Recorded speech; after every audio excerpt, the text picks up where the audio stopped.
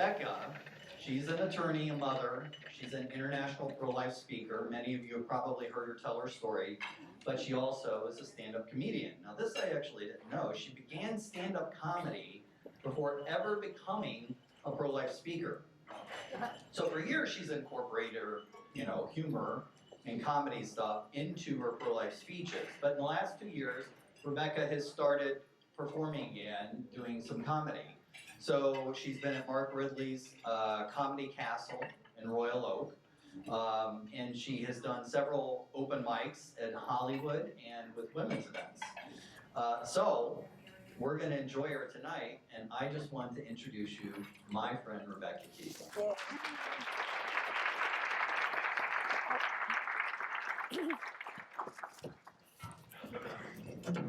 Thanks so much. It's so great to be here. Oh my gosh, you guys all look so amazing. I love all the hats, and some of you really went all out, which I totally appreciate. And our organizers did such a great job with the event, right? All the food, everything's themed. I mean, this really is fun for the roses. Just like being at the Kentucky Derby, except we're just missing a few things. The smell of horse manure, and dirt flying up in the air, and the sound of horses clapping. Although in these shoes, I probably sound like I'm clapping a little bit. How many of you ladies went to look for heels to wear and you realized you can't wear them anymore? I got rid of about half of my heels because I couldn't walk in them. I remember 5 years old trying on mom's heels, and you're really clapping, just trying to stay on your feet.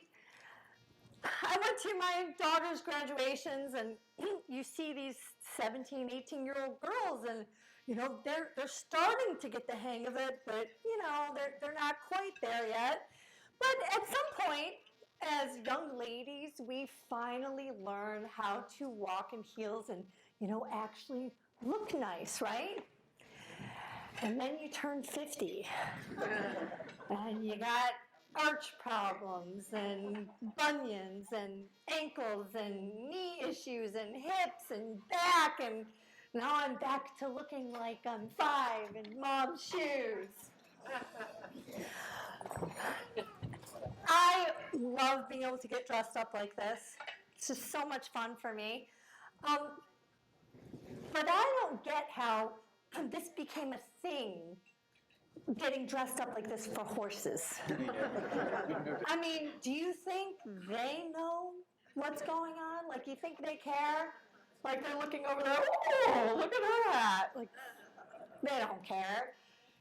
But when is the only other time that you see all these women dressed up like this? I mean, there's 170,000 in the grandstands at the Kentucky Derby. I mean, that's insane. And when's the only other time where we see like masses of women dressed up in these spectacular hats? It's at a royal wedding, right? In the UK. How did horses get in on this deal? Like, they get the royal treatment? I mean, these aren't even the best of the best horses. I read that the Kentucky Derby horses are 3-year-olds.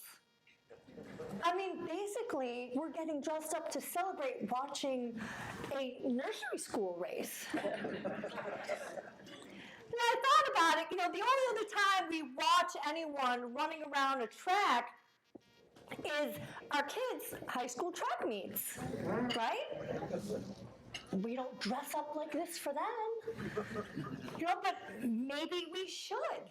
Maybe we should start a trend and, let's all go out to the next track meet and we'll come dressed just like this. And all right, your kids might not talk to you again until they're well into their adulthood. But, just